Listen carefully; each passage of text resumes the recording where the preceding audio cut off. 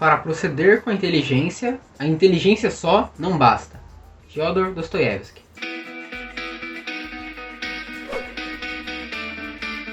E aí galera, beleza? Eu sou o Bruno e vocês estão no canal Curiosidades do Bruninho. Sejam bem-vindos. E o livro de hoje é o Crime e Castigo, escrito pelo Fyodor Dostoiévski. E esse livro aqui, ele está dividido em 2 volumes. Tem algumas edições que é volume único, no meu caso são 2 volumes. Cada volume desse aqui tem 300 páginas, então o livro é por volta de 600 páginas. E esse aqui é um livro de literatura russa, foi escrito em 1866 e é um dos melhores livros do mundo. Toda a lista de os maiores livros da literatura mundial é obrigatório estar esse carinha aqui. Pode ter certeza que você vai encontrar o Crime e Castigo em qualquer lista que fale sobre os melhores livros do mundo. E eu ganhei essa obra-prima do meu tio Digo e da minha tia Jéssica. E a editora desse livro aqui é a Abril Coleções. Mas antes de falar do livro em si, eu vou falar um pouco do autor, do Dostoiévski. O Dostoiévski nasceu em 1821 em Moscou e morou lá até os 8 anos de idade. E o pai dele era médico, mas era médico que atendia pessoas extremamente pobres. Então, desde criança, o Dostoiévski via as filas de pessoas que iam se acumulando para o pai dele tratar. E o Dostoiévski começou a estudar engenharia, mas ele acabou largando da faculdade e foi ser tradutor. E junto com o trabalho de tradutor, ele começou a escrever livros. Mas ele acabou se envolvendo com um grupo que queria derrubar o czar da época. E por causa disso, ele acabou sendo condenado à morte. E no último... Olha só que história maluca, gente. No último minuto em que o pelotão já estava prestes a fuzilar ele, a sentença foi revogada. E ele foi mandado nos campos de trabalho forçado na Sibéria. Então ele ficou 4 anos lá. E depois que ele sai dos campos de trabalho forçados na Sibéria, ele escreve O Crime e Castigo, O Idiota, Os Demônios e Os Irmãos Karamazov. Esse último, Os Irmãos Karamazov, eu já li também. E, uma curiosidade. O Dostoiévski ele era viciado em jogos de azar. Tanto que ele chegou a empenhorar a saia da mulher dele. Que era uma saia que era de veludo, então era uma saia quente e na Rússia faz um frio. Então essa saia tinha um valor significativo. Ele chegou a empenhorar para conseguir jogar mais ainda. Tanto que ele escreveu aquele livro O Jogador falando sobre isso. E na Rússia é obrigatório você ler o livro Crime e Castigo no 8º ano. E lá eles não só leem o livro, mas como fazem debates e estudam de verdade o livro. E depois dessa experiência de quase morte e de ter passado 4 anos convivendo com assassinos e criminosos, a escrita dele nunca foi a mesma. E durante esse período de 4 anos, o único livro que ele pôde levar foi a Bíblia. E foi um livro que ele leu com profundidade. E logo após de escrever o livro Os Irmãos Karamazov, que é um outro livro fantástico do autor, ele acaba morrendo em 1881. Como que um livro escrito em 1866 pode ser tão especial? Crime e Castigo é um dos livros mais lidos na atualidade. E nesse livro, o Dostoiévski levanta várias questões calabrosas e absurdas que a gente se depara ao decorrer da vida. Questões como: é permitido, para benefícios de alguns, matar outros? É possível lidar com as tormentas da nossa mente? É permitido fazer o mal? Será que podemos lidar com as acusações do nosso inconsciente? E essa é uma obra para quem já tem um pouco de experiência com a leitura. Porque nesse livro você vai acompanhar uma polifonia, que é várias vozes falando dentro do inconsciente de Raskolnikov, que é o protagonista. Esse é um romance peterburguês e mostra como era a sociedade da época, com um grande contraste social. E nesse livro dá para perceber também a frieza das pessoas em relação ao sofrimento do outro. E agora eu vou falar um pouco mais do livro em si. Como eu disse antes, o protagonista do livro é o Rodion Romanovich Raskolnikov, ou simplesmente só Raskolnikov, que já é um nome bem complicado. E o Raskolnikov, ele é um jovem estudante que está sem dinheiro para continuar os seus estudos. E por causa disso, uma ideia lhe ocorre. Ele decide matar Ele decide ele está indeciso ainda, mas ele pensa seriamente em matar uma velha agiota, que é uma velha extremamente rica e que explora a população. Na visão dele, essa mulher é só uma praga na humanidade que merece ser exterminada. E como eu disse antes, ele ainda está indeciso, então ele não sabe se deve fazer isso, não sabe se é certo ou errado. Mas um dia, ele entra em um bar e ouve um bando de homens falando sobre essa velha. Falando que a velha é uma pessoa detestável, que a velha merece morrer, que se ele pudesse, ele matava a velha agora, naquele instante. E o Raskolnikov, ouvindo essa conversa, ele tomou uma decisão. Ele ia matar a velha, agora ele já estava determinado a fazer isso. Iria roubar os pertences dela para continuar seus estudos. E na visão de Raskolnikov, existem dois tipos de pessoas.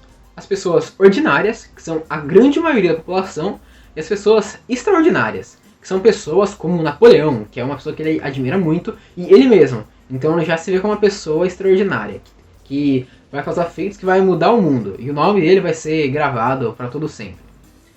Então, por causa disso, e ele já tinha escrevido um artigo sobre isso, que as pessoas extraordinárias têm o dever e a obrigação de fazerem crimes, se for preciso, pro bem da população. Eu vou explicar isso melhor.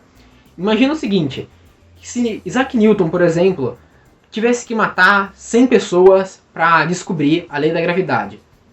Na visão de Raskolnikov, Isaac Newton tem a obrigação de matar essas 100 pessoas, porque a lei da gravidade é uma coisa que ia mudar o mundo, é uma descoberta revolucionária.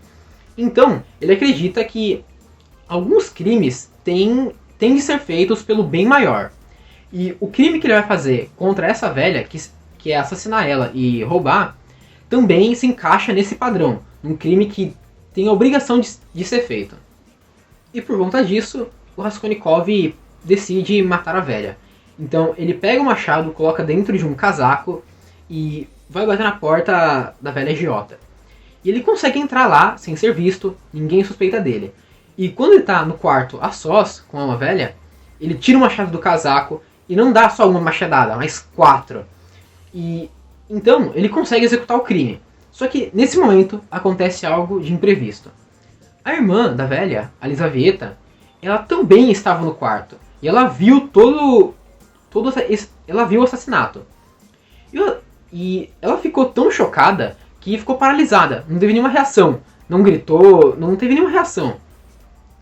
E o Raskolnikov se vê na obrigação de matar ela, porque senão ele vai ser pego. Então ele pega o machado e acaba matando a Lizaveta, que na visão dele é uma pessoa inocente. E no desespero por ter matado uma pessoa inocente, ele acaba pegando poucos pertences, então ele não consegue roubar tudo que ele planejava. Mas, apesar disso, ele consegue fugir do quarto e ninguém suspeita dele. Ele cometeu um crime perfeito. Mas espera aí, gente. Isso aqui não é spoiler, tá? Fiquem tranquilos. Isso aqui acontece bem no começo do livro e tá na própria sinopse do livro está escrito que o Raskolnikov comete um crime. Então agora, voltando para a história, e apesar do Raskolnikov ter cometido um crime perfeito, ninguém viu ele, ninguém suspeita dele, ele acaba sentindo remorso. Ele começa a ter febre muito alta e começa a delirar. E por causa disso, a mãe e a irmã dele vêm visitar o Raskolnikov em São Petersburgo. Mas o remorso dele é tanto que ele não consegue nem mais olhar direito para a mãe e para a irmã e lembrar do crime que fez. Então ele está realmente muito atormentado. E quando a mãe e a irmã do Raskolnikov chegam em São Petersburgo, o Razumikin, que é o melhor amigo de Raskolnikov, ele se apaixona pela irmã dele, que é a Raskolnikova. E Razumikin significa em russo homem sensato. Mas a irmã do Raskolnikov, ela não veio somente para ver o irmão. Ela também veio porque ela está noiva de outro homem, que é o Pyotr Petrovich, que é o juiz da cidade. Mas o Raskolnikov, ele odeia esse homem, porque na visão dele, o Sr. Petrovich é um homem, além de ser um homem ruim, ele é juiz da cidade. Ele tem experiência em pegar bandidos e criminosos. Então, a convivência entre os dois pode não ser benéfica para o Raskolnikov. E como o Raskolnikov não consegue conversar com a família dele, quem acaba fazendo isso é o Razumikin, que é o melhor amigo dele. E o Raskolnikov, toda hora que ele conversa com a irmã dele, ele fala a mesma coisa. Ele fica insistindo para ela não casar com o Pyotr Petrovich. Fica falando mal dele o tempo todo. E o Razumikin, ele também não quer que a irmã do Raskolnikov se case com o juiz da cidade. Por quê? Porque ele quer ter uma chance com ela, porque ele tá apaixonado. E o Razumikin, nesse momento, ele vê que tem algo de estranho no comportamento do Raskolnikov. E daí ele começa uma leve suspeita de que talvez ele seja o assassino do crime que estão falando na cidade, né? Ah, e tem um momento muito importante no livro em que o Pyotr Petrovich vai visitar o Raskolnikov, que ainda está tendo as febres muito altas e os delírios. E desde aquela conversa, o Pyotr Petrovich ele já suspeita que o Raskolnikov é o autor do crime. E desde aquele momento, o juiz da cidade não deixa o Raskolnikov em paz. E desse autor aqui, do Fyodor Dostoiévski, eu, por enquanto, li 3 livros, que foram O Crime e Castigo, né, que eu fiz a resenha aqui, Os Irmãos Karamazov, que eu já falei anteriormente, eu também li um conto dele, que foi O Sonho de Homem Ridículo. E os 3 são livros simplesmente incríveis, nota 10, mas O Crime e Castigo é o meu livro favorito do autor. E não só o favorito do autor, mas é o meu livro favorito da vida por enquanto. O Crime e Castigo é o melhor livro que eu li ao longo desses 14 anos de minha existência. E esse é um livro simplesmente incrível que você tem que ler, é obrigatório. E é isso. Espero que vocês tenham gostado, mas antes do vídeo terminar, se inscreva no canal, deixe seu gostei, compartilhe com seus amigos, deixe seus comentários aqui embaixo. Fui, galera. Tchau.